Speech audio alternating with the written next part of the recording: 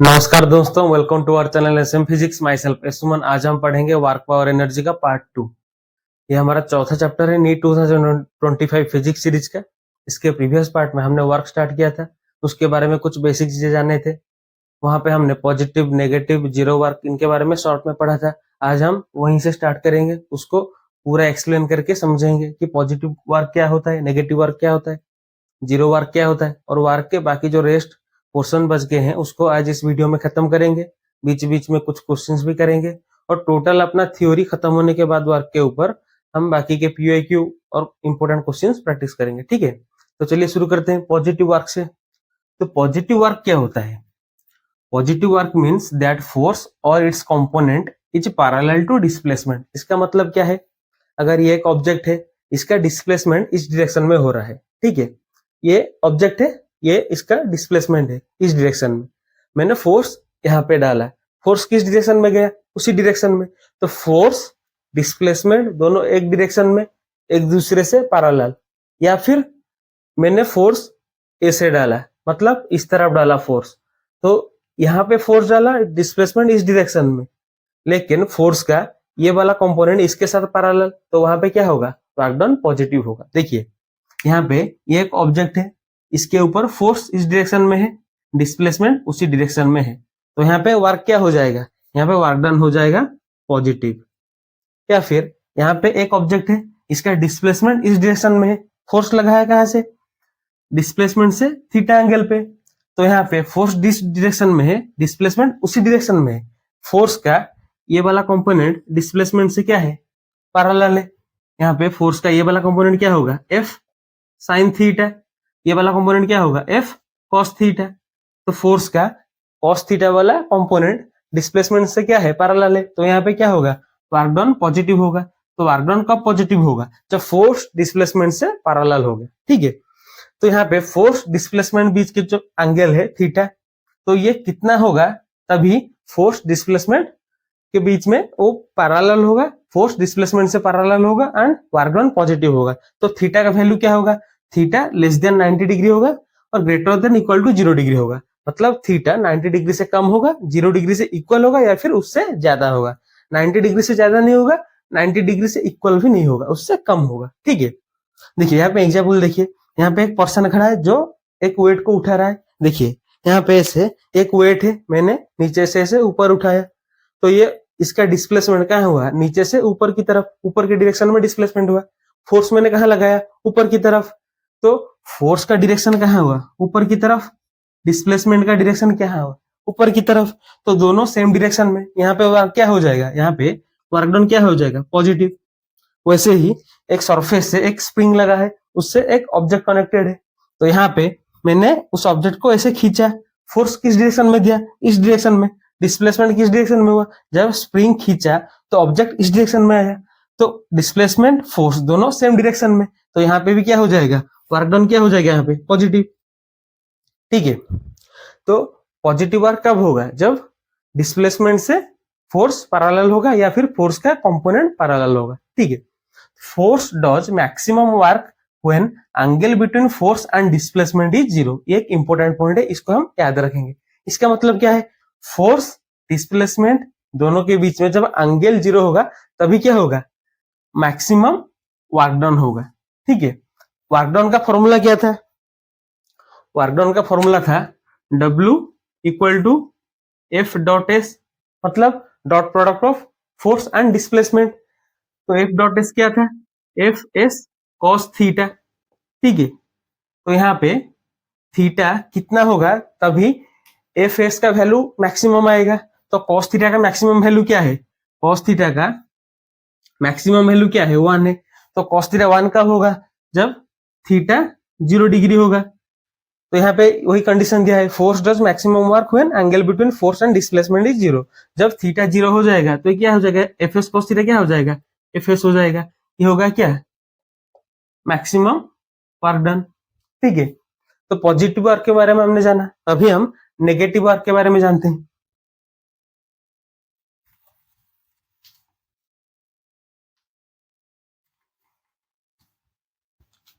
Negative work, तो negative work कब होता है? Negative work means that force और its component is opposite to displacement. इसका मतलब क्या, देखिए एक ऑब्जेक्ट है, इस डायरेक्शन में डिस्प्लेस कर रहा है, ये इसका डिस्प्लेसमेंट का डायरेक्शन, मैंने फोर्स इस डायरेक्शन में लगाया ऐसे इस तरफ, ठीक है, उसको अपोज करके, वहां पे डिस्प्लेसमेंट फोर्स दोनों का डायरेक्शन एक दूसरे से अपोजिट होगा, वहां पे वर्क डन क्या हो जाएगा, नेगेटिव हो जाएगा। तो negative work means that force और its component is opposite to displacement. Displacement से देखिए यहाँ पे एक ऑब्जेक्ट है, डिस्प्लेसमेंट इसका इस डायरेक्शन में है, फोर्स इस डायरेक्शन में, फोर्स क्या है अलग डायरेक्शन में, डिस्प्लेसमेंट अलग डायरेक्शन में। फोर्स अलग डायरेक्शन में मतलब डिस्प्लेसमेंट से अपोजिट में है। यहाँ पे फोर्स का ये वाला कंपोनेंट क्या हो जाएगा, F cos theta. Force displacement के बीच में एंगल कितना है, थीटा, तो ये क्या हो जाएगा, एफ कॉस थीटा, ये वाला कंपोनेंट। तो फोर्स का ये वाला कंपोनेंट डिस्प्लेसमेंट से क्या है, एकदम अपोजिट में, तो यहाँ पे वर्क डन क्या हो जाएगा, नेगेटिव हो जाएगा। ठीक है, जब फोर्स डिस्प्लेसमेंट के सेम डायरेक्शन में था तब वर्क डन क्या होता था, पॉजिटिव। जब उसके अपोजिट में हो जाएगा तो क्या हो जाएगा, वर्क डन हो जाएगा अपना नेगेटिव। ये ऑब्जेक्ट का ये वाला क्या है, मोशन का डायरेक्शन, डायरेक्शन ऑफ मोशन है ये, इसी डायरेक्शन में डिस्प्लेसमेंट हो रहा है। ठीक है, तो ये वर्क डन कब नेगेटिव होगा, जब फोर्स डिस्प्लेसमेंट के बीच में एंगल थीटा 180 से कम या फिर 180 से इक्वल होगा और 90 डिग्री से ज्यादा होगा। मतलब थीटा 90 से ज्यादा होगा लेकिन 180 से कम होगा या फिर उससे इक्वल होगा, तब वर्क डन नेगेटिव होगा। ठीक है, एग्जाम्पल देखिए, यहाँ पे एक पर्सन एक वेट को ऊपर उठा रहा है, इसके प्रीवियस पॉजिटिव वर्क में भी यही एग्जाम्पल लिया था। आप सोच रहे होंगे यहाँ पे भी सेम एग्जाम्पल, यहाँ पे वर्क डन वहां पे पॉजिटिव था, यहाँ पे नेगेटिव कैसे हो गया। देखिए वहां पे वो जो पर्सन ऐसे वेट को उठा रहा था तो फोर्स ऊपर लगा रहा था, डिस्प्लेसमेंट भी ऊपर हो रहा था, दो फोर्स डिस्प्लेसमेंट दोनों सेम डायरेक्शन में थे, वहां पे क्या हो रहा था, पॉजिटिव वर्क हो रहा था। यहाँ पे पर्सन ऊपर की तरफ फोर्स लगा रहा है, वेट ऊपर उठ रहा है, लेकिन हम यहाँ पे वर्क डन ग्रेविटेशनल फोर्स के रेस्पेक्ट में कैलकुलेट करेंगे। यहाँ पे ग्रेविटी की वजह से जो फोर्स है वो कहाँ लग रहा है, नीचे की तरफ, ग्रेविटी नीचे अपना फोर्स लगा रहा है, लेकिन डिस्प्लेसमेंट कहाँ हुआ है, ऊपर की तरफ। तो एक दूसरे से अपोजिट डायरेक्शन में हो गए, डिस्प्लेसमेंट ऊपर की तरफ, फोर्स ड्यू टू ग्रेविटी नीचे की तरफ, तो एक दूसरे से अपोजिट डायरेक्शन में आ गए, तो यहाँ पे वर्क डन क्या हो जाएगा, नेगेटिव हो जाएगा। वैसे ही एक और एग्जाम्पल देखिए, यहाँ पे एक ऐसे इंक्लाइन पे एक बॉक्स रखा है, ये रफ सरफेस है, यहाँ पे बॉक्स नीचे की तरफ स्लाइड कर रहा है, तो यहाँ पे ये जो सरफेस पे फ्रिक्शन है ये क्या करेगा, बॉक्स के मोशन को अपोज करेगा। तो फोर्स, ये जो फ्रिक्शनल फोर्स है ये यहाँ पे अपोजिट है, किससे, डिस्प्लेसमेंट से, तो यहाँ पे ये वर्क डन क्या हो जाएगा, फ्रिक्शनल फोर्स की वजह से नेगेटिव। ठीक है, तो force does minimum work when angle between force and displacement is 180 degree. जब फोर्स डिस्प्लेसमेंट के बीच में एंगल 0 डिग्री होता था तब मैक्सिमम वर्क डन होता था, जब 180 डिग्री होगा तब मिनिमम वर्क डन होगा। देखिए वर्क डन क्या होता है, W equal to dot product of force and displacement, that is Fs cos theta. ठीक है, तो जब थीटा 180 डिग्री हो जाएगा तो Fs cos थीटा क्या हो जाएगा, माइनस Fs। ये क्या है, मिनिमम वर्क, W मीन यानी कि मिनिमम वर्क। ठीक है, तो नेगेटिव वर्क कब होगा, जब फोर्स डिस्प्लेसमेंट के अपोजिट डायरेक्शन में होगा। मिनिमम वर्क कब होगा, जब फोर्स डिस्प्लेसमेंट दोनों के बीच में एंगल 180 डिग्री होंगे। ठीक है, तो ये हो गया अपना नेगेटिव वर्क। अभी हम जीरो वर्क के बारे में जानते हैं। ठीक है,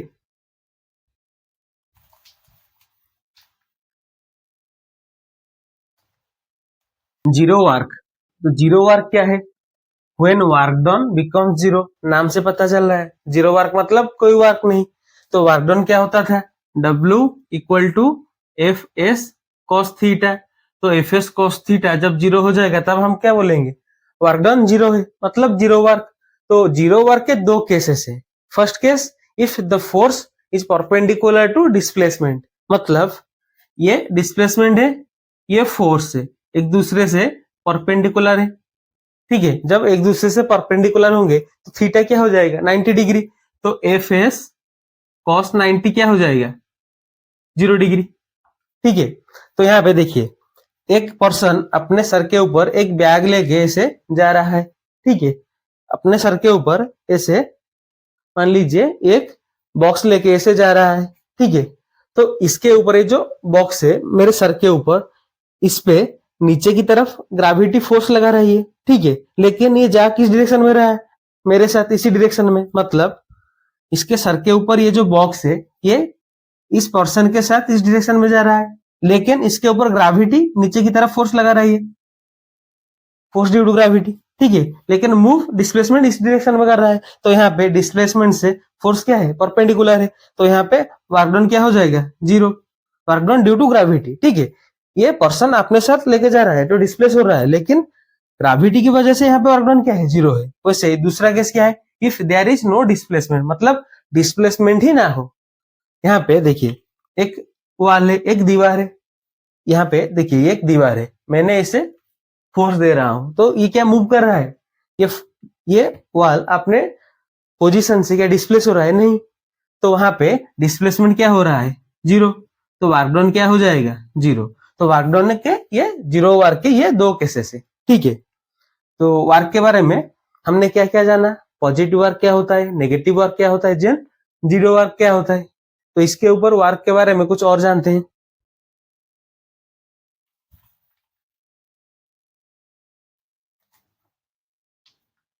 dependence of work done on frame of reference, इसका मतलब क्या है कि work done frame of reference से कैसे चेंज होता है। Work done depends on frame of reference, with change of frame of reference initial force does not change while displacement may change। इसका मतलब क्या है, देखिए work done depends on frame of reference, मतलब work done frame of reference से क्या होता है, डिपेंड करता है, मतलब फ्रेम ऑफ रेफरेंस जब चेंज होगा तब वर्क डन भी उससे अफेक्ट होगा। With change of frame of reference initial force doesn't change, मतलब फोर्स चेंज नहीं होगा, पहले फोर्स एफ था, बाद में फोर्स एफ ही रहेगा फ्रेम ऑफ रेफरेंस चेंज होने के बाद भी। लेकिन डिस्प्लेसमेंट में चेंज, मतलब डिस्प्लेसमेंट चेंज हो सकता है। यहाँ पे एक एग्जांपल देखिए, ये एक बस है, इसके अंदर एक आदमी खड़ा है जो एक बॉक्स को ऐसे धक्का मार रहा है, एफ फोर्स से धक्का मार के यहाँ से यहाँ तक ले आया। यहाँ पे डिस्प्लेसमेंट क्या है, ए से, पहले बॉक्स यहाँ था, उसने धक्का दिया, यहाँ पे आया, डिस्प्लेसमेंट हुआ कितना, S.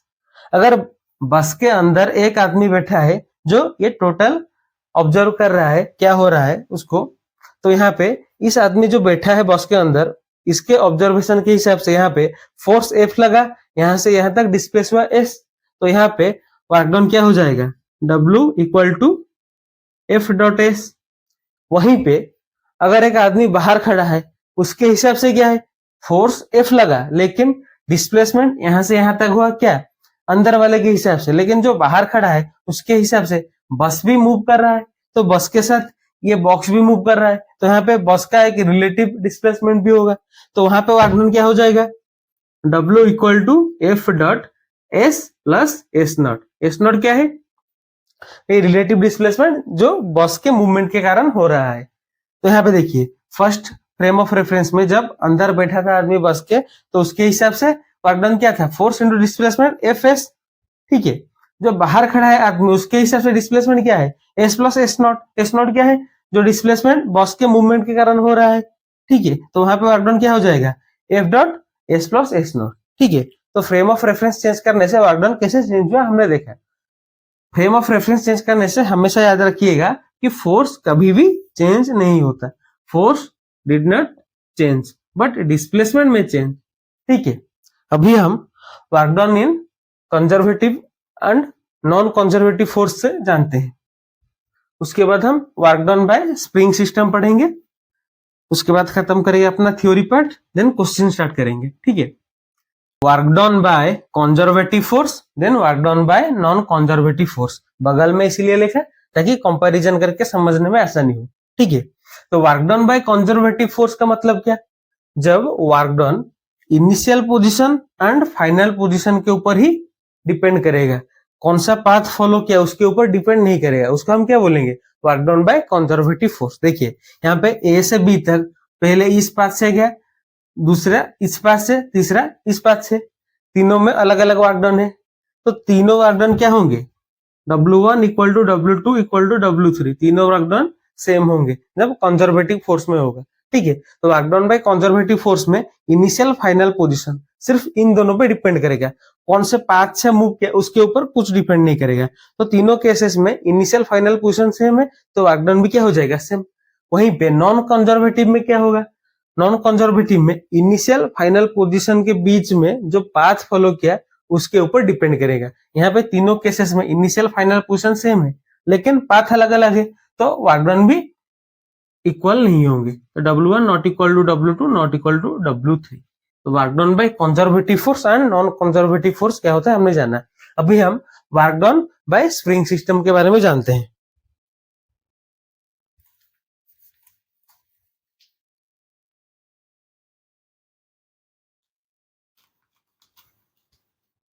Work done in spring system, देखिए यहाँ पे एक सरफेस है कांस्टेंट, इससे एक स्प्रिंग लगा है, तो ये स्प्रिंग से एक ऑब्जेक्ट लगा है, ठीक है। ऑब्जेक्ट को हमने ए फोर्स डाला इस तरफ, के क्या है, स्प्रिंग कांस्टेंट। जब यहाँ पे एक फोर्स लगा तो ये स्प्रिंग स्ट्रेच हुआ, ऑब्जेक्ट यहाँ से यहाँ तक डिस्प्लेस हुआ। तो ये जो एक्स है ये क्या है, ऑब्जेक्ट कितना डिस्प्लेस हुआ, और ये जो स्प्रिंग है अपने नेचुरल लेंथ से कितना ज्यादा स्ट्रेच हुआ, ये भी बोल सकते हैं, ठीक है। तो यहाँ पे वर्क डन क्या हो जाएगा, वर्क डन हो जाएगा एफ डॉट डी एक्स का इंटीग्रेशन 0 से x तक लिमिट लगा लिया, ठीक है। और W equal to minus half K X square. K क्या है, स्प्रिंग कांस्टेंट, x क्या है, कितना डिस्प्लेस किया ऑब्जेक्ट, और नेचुरल लेंथ से कितना ज्यादा स्ट्रेच किया क्या, स्प्रिंग, ठीक है। Minus half K X square, क्यों यहाँ पे माइनस क्यों है, क्योंकि जब बॉक्स के ऊपर इस तरफ एक फोर्स लगा तो स्प्रिंग अपने नेचुरल लेंथ में आने के लिए उसके ऑपोजिट में फोर्स लगाएगी, ठीक है। तो इसीलिए work done by spring minus sign यहाँ पे लगता है, ठीक है। वर्क डन बाय स्प्रिंग के लिए माइनस साइन लगता है। देखिए मान लीजिए इनिशियली एक्स आई पोजीशन पे था, वहां से एक्स एफ पोजीशन पे गया, तो वहां पे वर्क डन क्या हो जाएगा, W equal to F dot D X, X I से एक्स एफ तक माइनस साइन, क्यों, क्योंकि स्प्रिंग अपोज करता है इस अपने तरफ खींचता है उल्टे में, ठीक है। Work done by this force is positive but work done by spring is negative, ठीक है। नेगेटिव नहीं, नेगेटिव साइन लगता है डायरेक्शन बताने के लिए, ठीक है। तो यहाँ पे एफ डॉट डी एक्स क्या हो जाएगा, के एक्स डी एक्स का इंटीग्रेशन एक्स इनिशियल से एक्स फाइनल तक, यहाँ पे माइनस साइन, तो ये क्या हो जाएगा, हाफ के एक्स फाइनल का स्क्वायर माइनस एक्स इनिशियल का स्क्वायर, ठीक है। और अगर हम माइनस साइन को उठा देंगे तो क्या हो जाएगा, W equal to half K x initial का स्क्वायर माइनस एक्स फाइनल का स्क्वायर। माइनस साइन उठा दिया इसीलिए इसको चेंज कर लिया, ठीक है। तो फाइनल की जगह पे इनिशियल, इनिशियल की जगह पे फाइनल, ये आ गया अपना वर्क डन, ठीक है। इसको भी हम याद रखेंगे, अगर क्वेश्चन में इनिशियल फाइनल दो पोजीशन दिया है तो वहां पे हम वर्क डन ऐसे निकाल सकते हैं। तो work done by spring system क्या होता है हमने जाना। अगर एक स्प्रिंग है उसे एक ऑब्जेक्ट लगा है, फोर्स लगा है F, स्प्रिंग कांस्टेंट है के, डिस्प्लेस किया कितना x, और स्प्रिंग स्ट्रेच हुआ कितना x, तो वहां पे वर्क डन क्या हो जाएगा, minus half K X square, ठीक है। यहाँ पे अपना थ्योरी पार्ट वर्क डन का खत्म हुआ। अब हम क्वेश्चन स्टार्ट करते हैं। बाकी वर्क डन का वर्क एनर्जी थ्योरम हम एनर्जी पढ़ने के बाद उसमें पढ़ेंगे, वर्क एनर्जी थ्योरम के बारे में। अभी हम वर्क के बारे में क्वेश्चन स्टार्ट करते हैं, ठीक है। PIQs एंड इंपोर्टेंट क्वेश्चन कुछ प्रैक्टिस करेंगे। चलिए शुरू करते हैं question practice.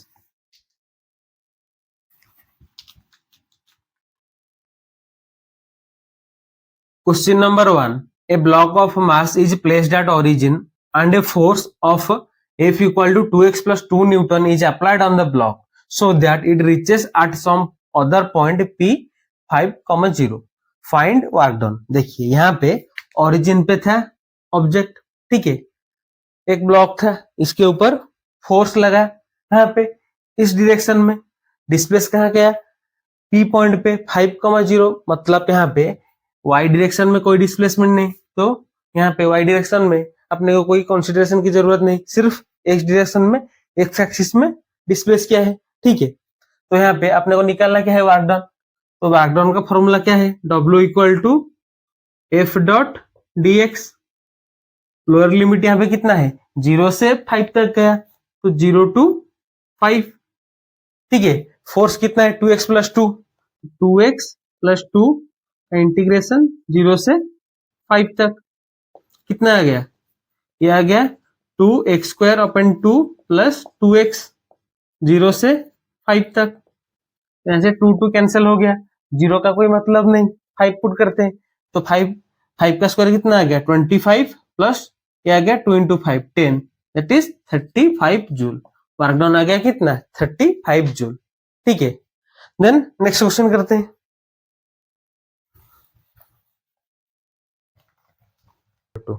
Question number 2, question number 2, question number 2, a man pushes a wall and fails to displace it, he does, option क्या है, negative work, positive but not maximum work, no work, positive work. देखिए यहाँ पे एक दीवार है, इसको एक पर्सन ने क्या किया, ऐसे पुश किया, ठीक है, फेल्स टू डिस्प्लेस मतलब वॉल अपने जगह से डिस्प्लेस नहीं किया, तो यहाँ पे डिस्प्लेसमेंट कितना हो गया 0।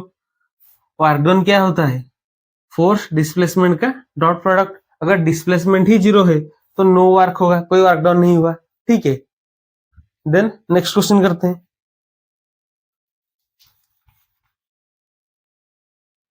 Question number 3, when the Bob of a simple pendulum swing the work done by tension in the string. यहाँ पे देखिए ये एक पेंडुलम है, ठीक है, तो ये ऐसे मूव कर रहा है, ऐसे मूव कर रहा है, यहाँ पे टेंशन की वजह से यहाँ पे कोई वर्क डन हो रहा है क्या, ये तो इस डायरेक्शन में डिस्प्लेस कर रहा है, इस डायरेक्शन में, ठीक है, यहाँ पे टेंशन इस तरफ है, यहाँ पे स्ट्रिंग में टेंशन यहाँ पे है, तो टेंशन का इसके मूवमेंट के साथ कोई लिंक नहीं है, तो टेंशन की वजह से यहाँ पे वर्क डन क्या होगा 0। ठीक है, देन नेक्स्ट क्वेश्चन करते हैं।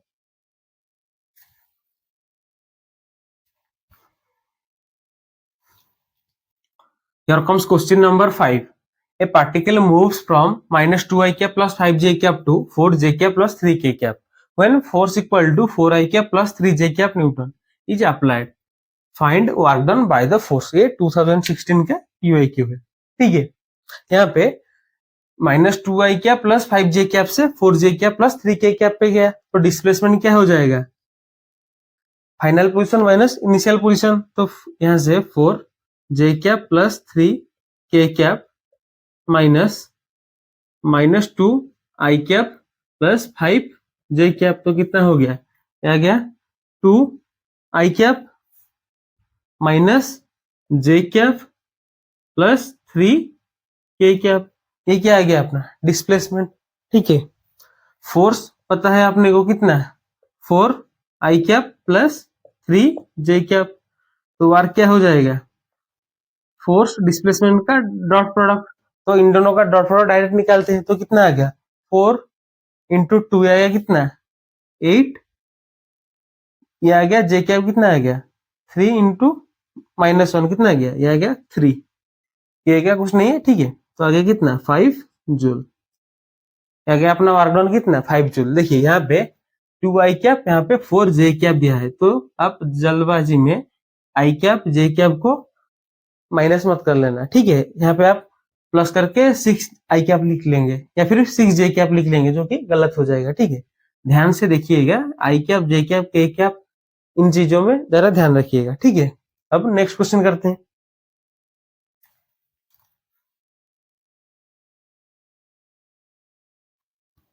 Here comes question number 6. Force 3i cap plus j cap Newton act on a particle of 2 kg. The particle displaced from 2i cap plus k cap meter to 4i cap plus 3j cap minus k cap meter.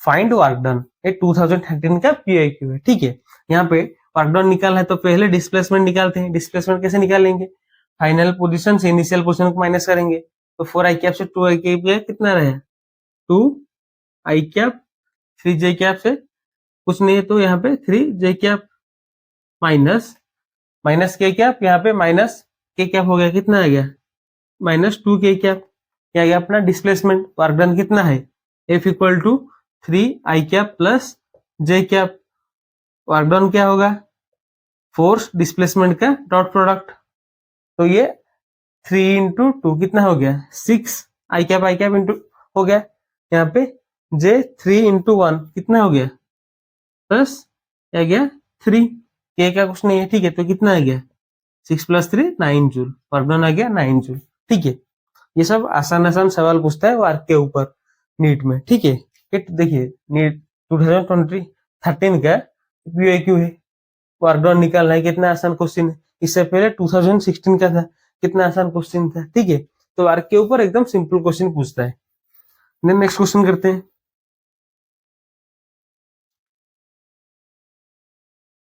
Here comes question number 7. Body moves distance of 10 meter along straight line under the action of a 5 Newton force. If work done is 25 joule, then find angle between force and direction of motion of the body. मतलब force displacement के बीच में angle निकालना है। ठीक है, work done क्या है W = FS cos theta. Work done कितना दिया है 25 जूल, फोर्स कितना दिया है 10 मीटर, फोर्स कितना दिया है 5 न्यूटन, डिस्प्लेसमेंट कितना है 10 मीटर, देन cos थीटा, तो ये कितना आ गया 25/50 = cos theta, that is cos theta = 1/2। तो थीटा कितना आ गया, cos कितने पे हाफ होगा 60 डिग्री पे, तो एंगल कितना आ गया 60 degree. Angle between force and direction of motion क्या है 60 डिग्री। ये 1997 का PYQ है। ठीक है, देन नेक्स्ट क्वेश्चन कर दें।